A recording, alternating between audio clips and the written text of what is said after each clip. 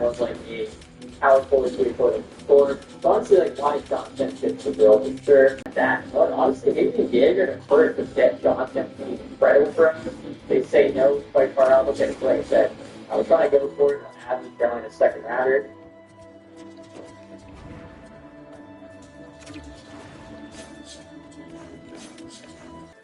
International Delights has turned 40, and to celebrate, made unexpected deliveries to the most remote homes in Canada that's amazing, because everyone deserves a great cup of coffee.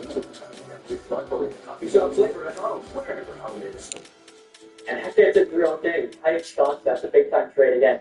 Move Hyman down to third. He's still probably having a little bit of cap space too. I do see somebody worth trading for. All right, guys, the trade line is now over. I'm looking around to maybe make another move, but like I said, defense looks solid. I feel like the close here should be good as well.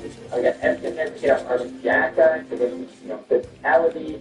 Sharon Gilbert, the Knox, yeah, Sketchford, Avalanche, maybe we should getting moved into the lead. 5 players, first round pick, being moved. And Pittsburgh also takes back the war. I think probably still making that pretty bloated $5 contract. Everything also gets from the Angel though.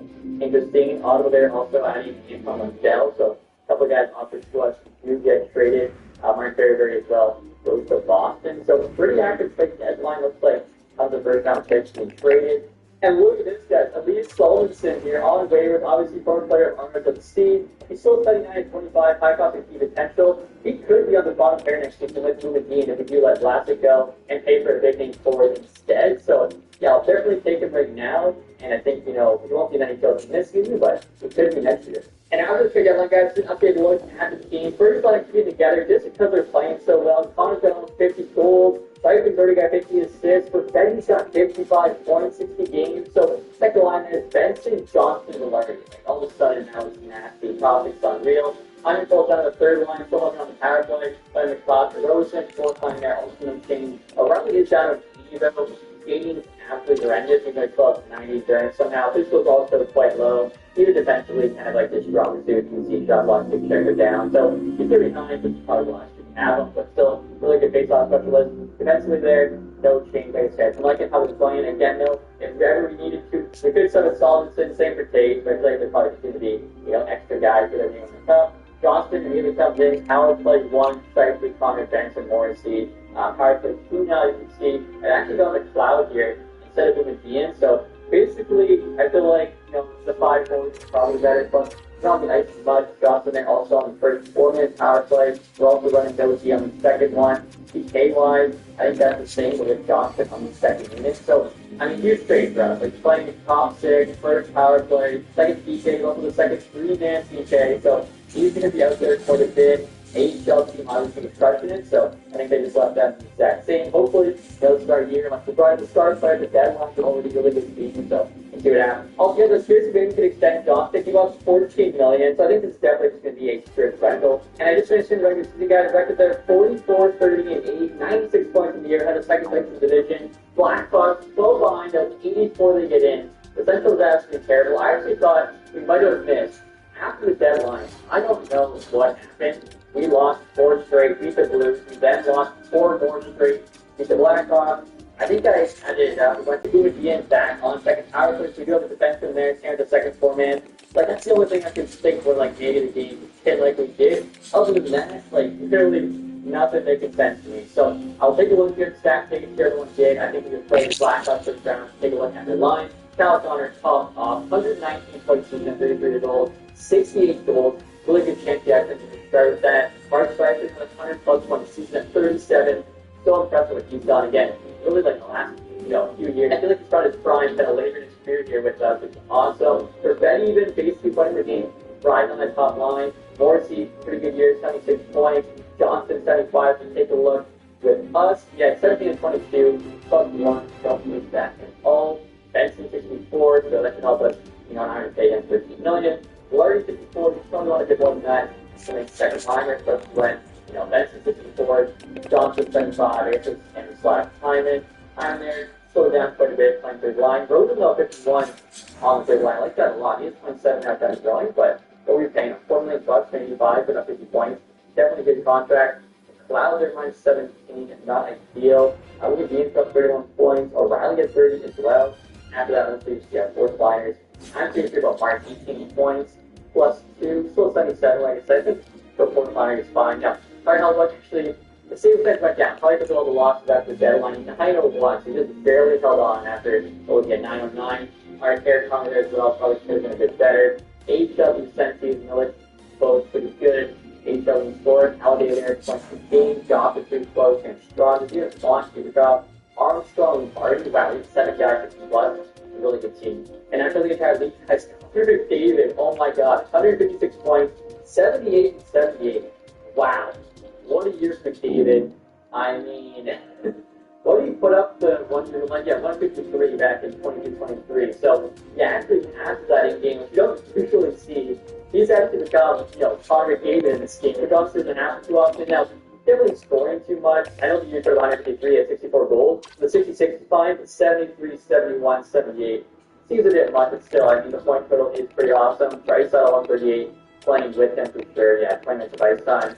Then at Nylander there with 132, Matthews 128, 71 goals. Also, I thought, Connor 58 might want to restart him. We gave it almost like goal a game. You got Jack Hughes there in a big year, Hackman, Connor, Bouchard there, so it's 112. I mean, yeah, if you look at the guys, that's like pretty crazy. So 29-9, 85 overall, but playing on the top line for years. Bryce side, of course, with David there, who's leading the way. Matthews 7-1, not winning the start, is crazy, honestly. Bouchard is 15 plus 42. I don't think he's going to get stuck with the North game here. It's looking at Luke, honestly, he even get, top to the nominee with the amount of points he had. Also, having pretty good plus minus and all that stuff. Vasilevsky here, most wins in the league for starter. Quite a save percentage too. Yeah, it is Vasilevsky for starter, 914. So looks like he'll win another Vezina trophy. He also had most again with the skaters here. Number 1 scorer, Nico Riley, 51 points plus 15. Moving Ian actually just off the top 8. We would have kept him on the power play there the rest of the season. He probably would have been like 35 or something. And now look at the entire league, guys. Maple Leafs there, first place, Cousins Trophy, 115. Philly, Vancouver. Let's see, we finished in 12th place, 7th place for us. Central is not that great. So you can see Chicago, 20th place they get in. That's who we play first round. So you actually luck out which is second, close to first. Hopefully, squander the opportunity. Goals for the Leafs are first or fourth, and then goals against Lights the best, and we actually had the 8th best. So yeah, overall, it was a good year. I just really, the post-deadline record concerning me. We'll see what happens here. Again, the 20th place team, sitting deep in the playoffs, out there still led by Stars. Can't throw looking like the players can't front down there. They're buying the team Mazer, Ferguson, they got Lardis there, Moore, Bertuzzi, fourth line back not that bad. Defensively, don't have number 1. He's also closing straight down to one on that second pair. And Lectionoff, never mind, actually got number 1. They're playing the bottom pair. I mean, that's the bonus for playing there. But him, bullpen, the Sully 2, guy in there, 84. We like to think we have the advantage, so we'll see what happens. Round 1. Here we go, guys. First game during Winnipeg. It's actually the only team who has moments advantage again. Hopefully, they got the White going here against the Hawks. 6-2 win game 1, 84 win game 2. All right, so we're looking a little bit better here. Headed to Windy City game 3. 5-0 win. Picked out this Hellbucks 3-2 loss. We were in OT away from sweeping round 1. Game 5 and back home. It looks pretty good. We finished up the series 3-2. Take it in 5. So next up here in round 2, our opponent is the Toronto Avalanche, who actually gets advanced to the Western Conference Final in their life tonight. Crazy comeback and then getting the OT winner. And now look at the 2030 Avs. They got Simon Holmstrom there first, playing the Bach at 87 now. Blackwood solid back up 83. So definitely have our worst number first here. And the puck out there had a 94.9 save percentage, less than 2 goals against round 1. Hellbuck actually good for us, 9-2-1, but the Baca numbers definitely scaring me a bit. Hopefully we can find a way to catch this Avs team. 8-1 4-2, unlocking up the back throw, 3-1 win out of Susa. Heading home now to Winnipeg. We have 4-1 win and 3-1 loss. Okay, so and this is a close one. Every single time so far, this is the team that's won a goal. It's also interesting. Game 5 here, same thing, 6-1. Hopefully can hold the Avs to a goal here. Obviously, you have to win next 2 games. And game 6, a 5-3 loss. Okay. Wow, that Avs was good. I don't know. I just had a bad thing with the team after the deadline. We just did not play good enough. I don't know. I thought, Wyatt Johnson would have been a great piece for us. AHL team, though, is actually in the conference final playing the Ontario Reign, and they're going to lose, unfortunately, in 7. That's tough. The Stanley Cup champions, guys, are actually the Boston Bruins, Cup champions there. These are monsters. And the Largeville Twins, Buffalo State has 1 pick first overall in 2030. Dallas goes from 9-2, plus they have the second overall pick thanks to Pittsburgh. I think that's still from the Jason Robertson upper sheet. They must have let it go, I think, like 4 first-round picks. And take a look at our team in the playoffs. I mean, Wyatt Johnston did everything he could. 15 points, 11 games for us. Wow. Clyde was a point per game with 8 goals. Mark Scheifele, couldn't get a goal. Not assists been bad, but 0 goals is tough. Benson, 8. Sam Perfetti, those are solid. Lardy also. Morrissey, probably want a little bit more. Take a look here. How was final numbers? 908.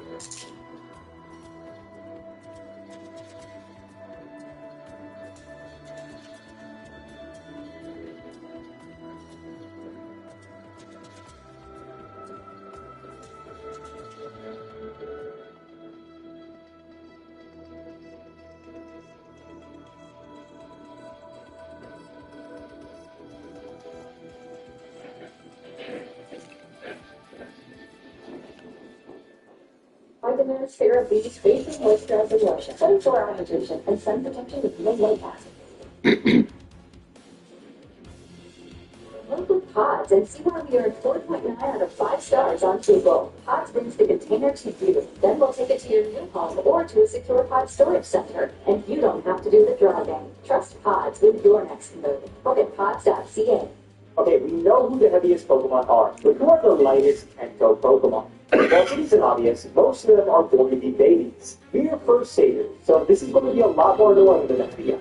So much so that I don't even know if I'll be able to force a level cap, and I'll just have to see as I go. Aside from that, there really aren't any rules. Well, aside from the potions and battles, of course, that knows. We start off naming our rival Twig, because if we're as skinny as a Twig, then so are you. You, on the other hand, you could lose a few times. Now, none of these starters are the lightest, nor the heaviest. But unfortunately, we do have to leave them all on the table to rot away. Well, technically, only Charmander was left running on the table, as I chose Squirtle, who, funny enough, happens to be the lightest out of all of them when fully evolved. It's weird. Honestly, I think like no matter who I choose, every team would be equally as difficult for me to face in the long run. Bulbasaur gives me a little bit of these kind of make sense. A pigeon and a sparrow weighing about 1 pound. So not too far off. Pigeon comes in 4th, with Spearow following directly after in 5th place. And looking at these two, I have no idea how I'm going to get past Brock. They're going to get crushed. And it is just out there, because our third encounter would come for a pretty long time. I think the Pidgey Saludra and Spearow itself. Come on, tell me you know anything big. There's not like to fight. No, brother, this is gonna be rough. I was in the grass looking for Wow, they want to trade Benson. Rudy, it's tempting.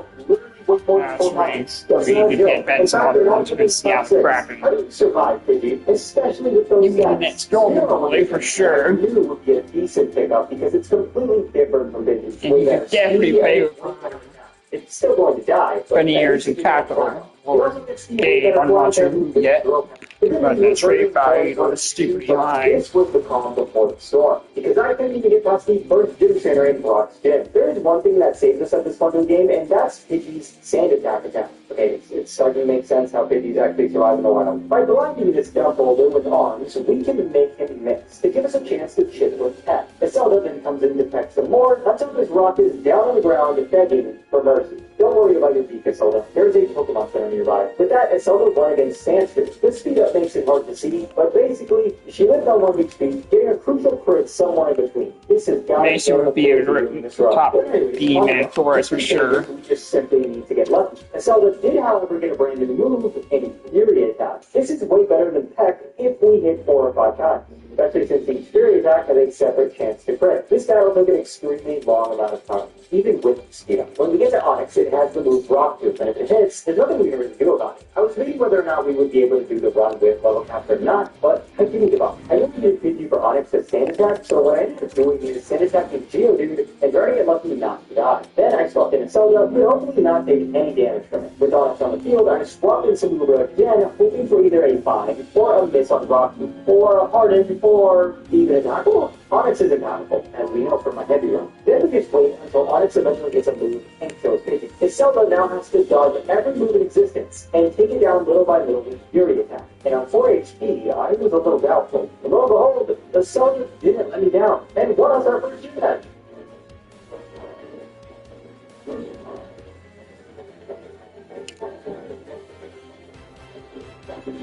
How crazy is it that I basically need both of these Pokemon to win this team fight? There's no way I do it with Sparrow alone. Maybe Pidgey, since it's the one that has Sand Attack, but the fact that they're both on.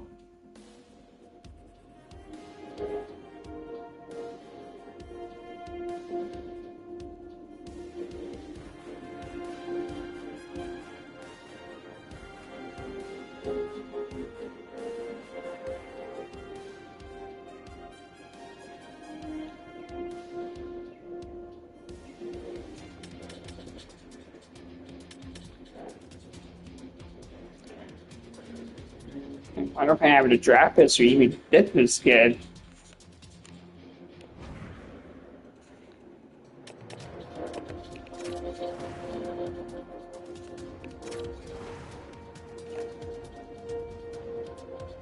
So I do get him. Who's gonna be the odd man out? Not right or Veneers.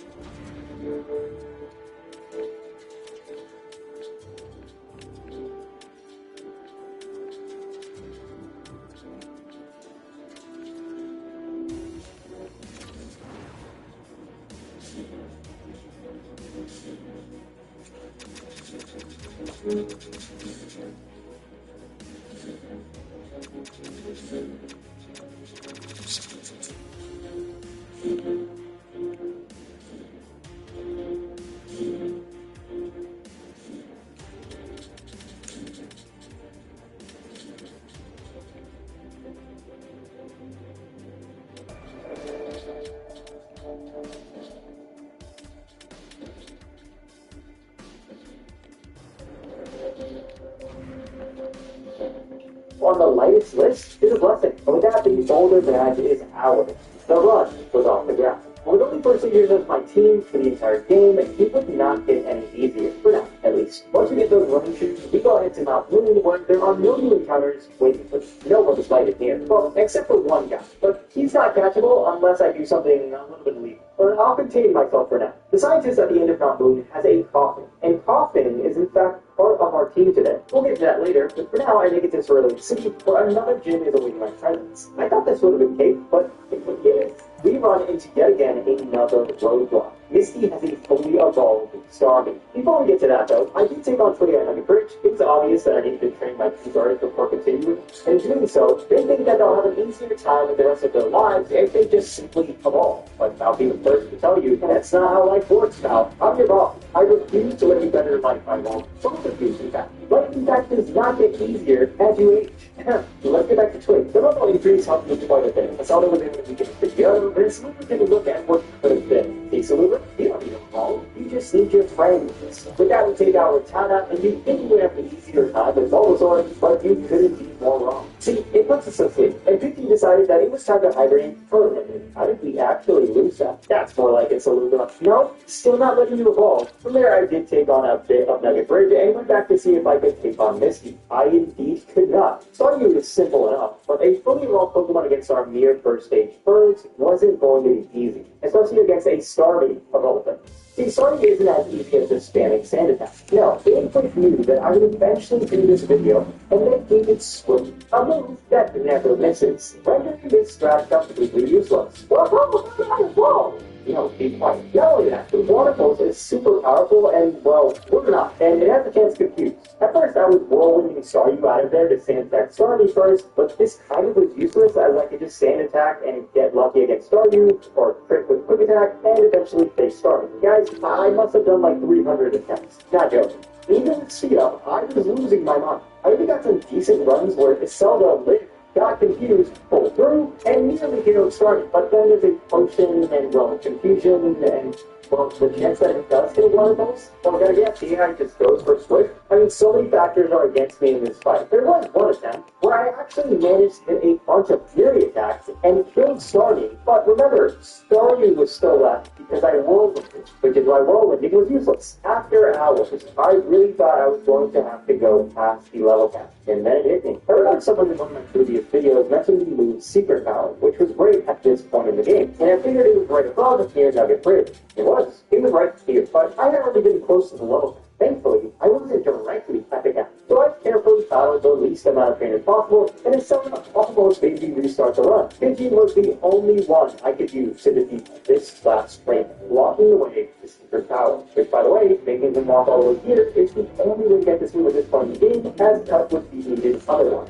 If you didn't already notice. Thankfully, he only has 2 Pokemon, and Saluva didn't level 5 attack. And with that, I just found me one thing that could whip me to fight. A 70-base power move that pairs with Stab upon a much stronger Spear. What better than baiting on his 60 power max or getting lucky on Fury attack? Not only that, but there was a Thornberry and a Parison Berry nearby. Oh, Arceus, are you looking out for me? One of these 3 things I was right. Now, I was just thinking that Secret Power was a little strong, 100% accurate, good Stab basic move. But it did something that changed the tides of this fight. It had a secondary effect. Paralysis. Well, depending on your environment, this environment gave me paralysis. This was huge. All you need to do is get into missing water pulse, have a burst of varying pace, and have it get paralyzed. Not only would we outspeed, but we'd have more RNG on our side, especially if it went for that swing. I'm sorry for the over-explaining, but there's a lot that goes into winning this. Also, I didn't use the Frozen Berry for a hop-in. I'll get to that in a second. Staryu almost always uses Pardon for the first turn, meaning I stopped whirlwinding, trying to crit with Quick Attack like I mentioned earlier, as I needed to be able to take out the Saluva. Don't be fooled, this still took me many more attempts. One of the closer ones was Saluva taking a water pulse, getting confused, breaking through that confusion for a Sand Attack, and now Iselda was in. Started missing the water pulse, not once, but twice, and on that second time, we paralyzed it. We missed the KO, and she potions. I leader on her heel turn, and now Secret Power of almost half. See, that hit a crucial water pulse. Crucial because it confuses the Zelda, and unfortunately, I think we would have won that had I just put that Parison Berry on Spearow. Of course, then we did no time after.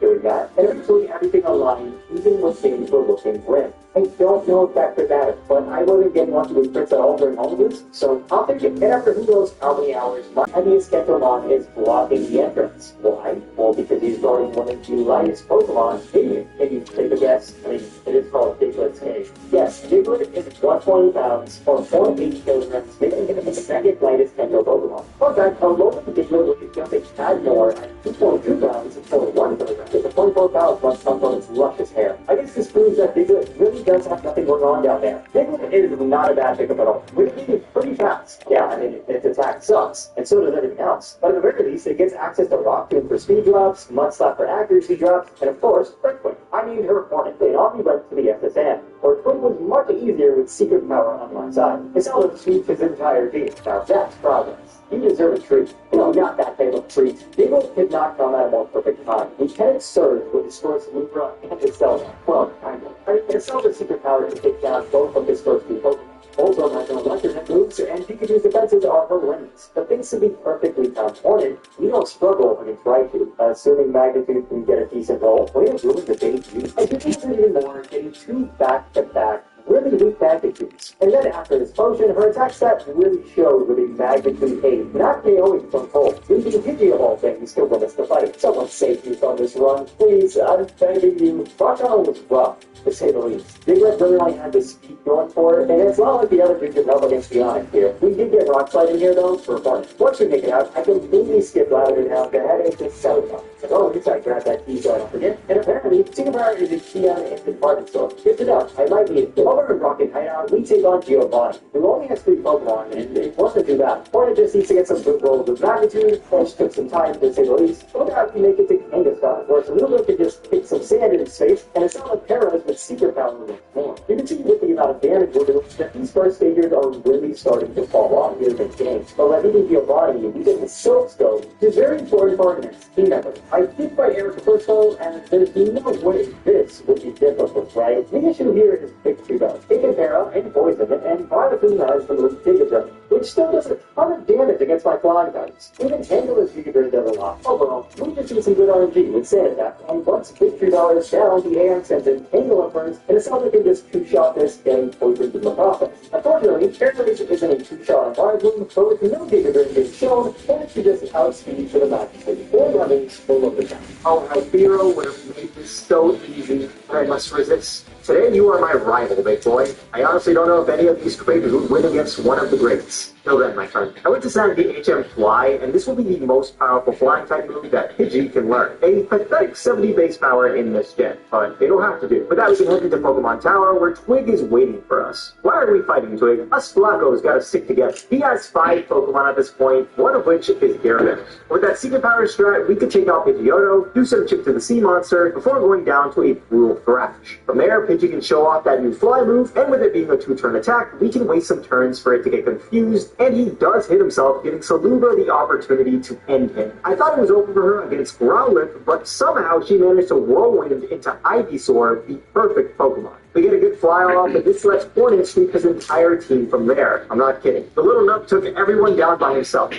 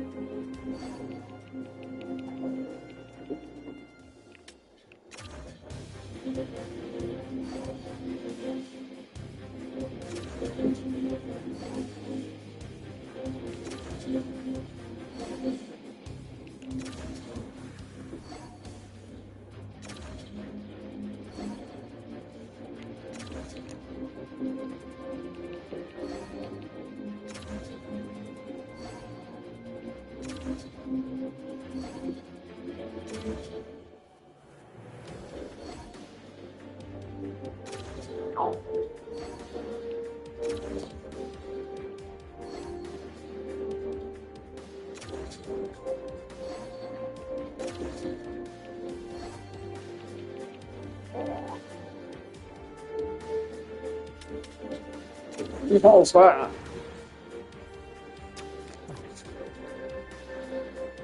Oh, it's pretty your fun.